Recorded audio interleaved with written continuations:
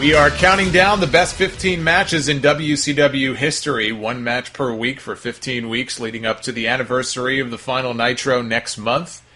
Last week was number 9. We did Ric Flair and Vader for the WCW World title at Starrcade 1993. Match number 10 of 15. You heard Tony Schiavone there call it one of the greatest pay-per-view title matches in history. Some would say maybe the greatest match of either man's career. From Halloween Havoc, October 26, 1997, from the MGM Grand Garden Arena in Las Vegas, Eddie Guerrero and Rey Mysterio Jr. for the WCW Cruiserweight Championship title versus mask match. The match still holds up after all these years. I could tell you going back and watching it, it still holds up. But one thing did surprise me about it, and maybe it's just that it's been so long since I've seen it, but the match was slower than I remember it being. It had more slow spots than I remember. Eddie really slowed it down a few times with the submissions. I remember it being just nonstop action, and I wouldn't call it that. I wouldn't call it nonstop action. There definitely were stops in the action, and that doesn't make it a bad match by any means. I mean, the match had it all. It had flashy moves that people had never seen before. Great psychology. Two of the best in the game at that time. Two of the best of all time, really. This was Rey in his prime, and Eddie had really come into his own as a heel. 1997 was the year that Eddie Guerrero really became a player in WCW. And it's funny, one of the matches I rewatched a couple of months ago, and I wanted to include it in this countdown, but it didn't make the cut. I couldn't fit it in. Was a match on Nitro in May of 1996 between Eddie Guerrero and Ric Flair. It's a very good match, long match too, like 20 minutes. But you look at Eddie in that match and look at him here a year and a half later, and it's like two totally different people. Just like physically, the transformation was night and day. Whatever he was doing at the time, he looked fantastic. He looked to be in the best shape of his life. We had 4 announcers for this match. Tony Schiavone on play-by-play with Dusty Rhodes, Bobby Heenan, and Mike Tenay. Mike Tenay, they would trot him out there routinely for all the luchador matches because he knew the names to all the moves, he knew the history. And I'm a Bobby Heenan fan till the day I die, but I gotta say, he really had no business calling matches like this. Him or Dusty. I mean, pick one or the other. Having them both on headset for this match was completely unnecessary. Although, I have to say, we did get one great moment where Dusty talked about their athleticism. That's what he called it. These guys, man, this match here, daddy, there's a lot of athleticism going on, daddy. And Schiavone even mocked him for you. What? Athleticism? Oh, that's a word. So even Tony mocked him for it.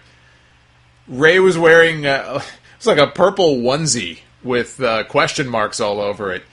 So Eddie would try to rip the mask off, but it was part of the costume, so it's not like you could just pull the mask off. He kept ripping at it. Eventually he ripped like a hole in the eye socket. You could see Rey's eye was exposed. There was one spot in this match that was just incredible even now. I'm watching this match almost 20 years later, and it's every bit as cool now as it was then. This was actually the part where Dusty talked about their athleticism. Eddie's out on the floor. Rey hits the ropes. He does a flip dive over the top rope, lands on Eddie outside the ring, and in one fluid motion, turns it into a Hurricane Rana. That was fucking cool.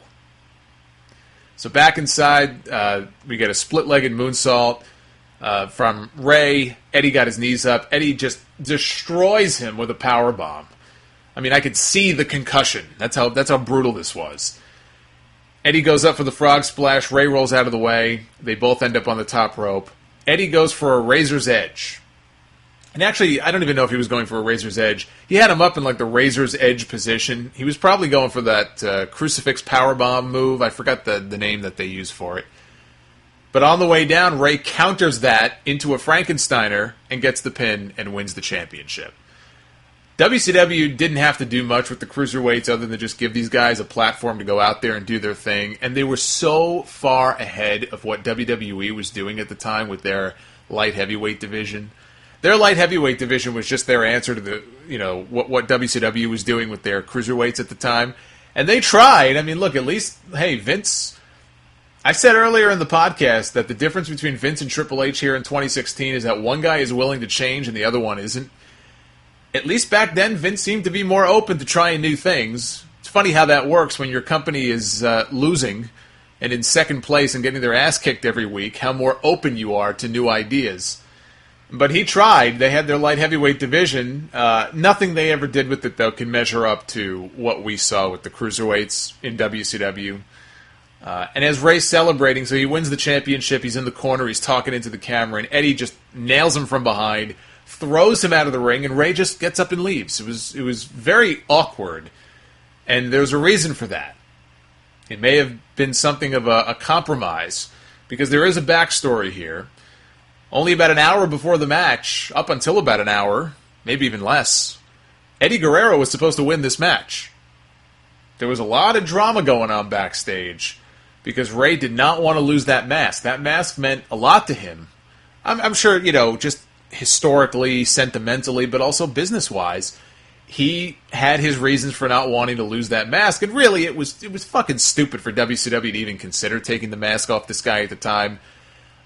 But they wanted him to, and Ray didn't want to, and for all the credit that Eric Bischoff deserves in bringing these guys into the company, he had no respect for the tradition of the mask. We saw that time and time again. And eventually Ray did get forced to unmask, but it was many years later. He didn't want to do it then either. It was a whole big political thing, and Conan was involved. But here, Ray didn't want to lose the mask, and Bischoff told him a few days before the pay-per-view, look, if you don't lose it, you're going to be in breach of contract, and I'm going to fire you, and I might even sue you. But at the show, right before the match, Bischoff changed his mind.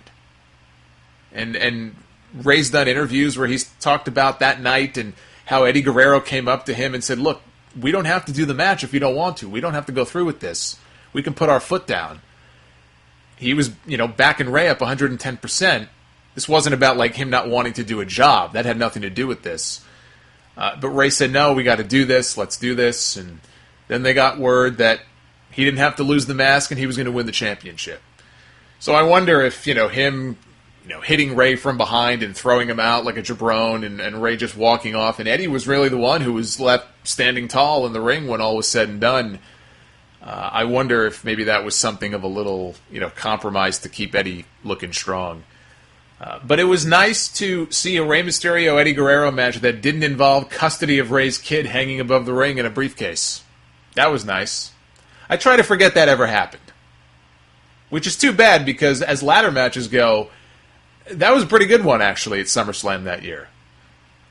It was also pretty funny watching Eddie snap and just lose his cool when Vicky Mr. Q, and he's pounding on the mat, he's cursing up a storm. Where the fuck is Vicky? I'm sure they must have edited that off the network. I should go back and check.